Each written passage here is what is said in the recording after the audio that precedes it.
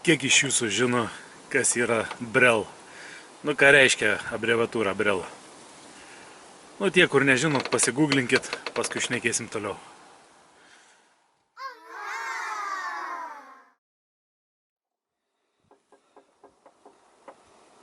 O kiek iš jūsų žinot, nu, ar girdėt, čia aš per internetą, pavyzdžiui, girdėjau, kad elektros ministerija, ar kaip čia dabar vadinama, tai energetikos ministerija, nusprendė atjungti Kolonų Bananijos, reiškia, visą tą teritoriją nuo to taip vadinamo BRELL, nu, kurie ten prijungs atskirą temą.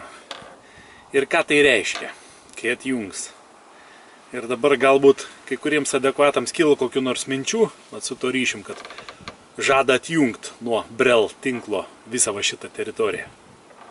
Tai rašykite komentarus.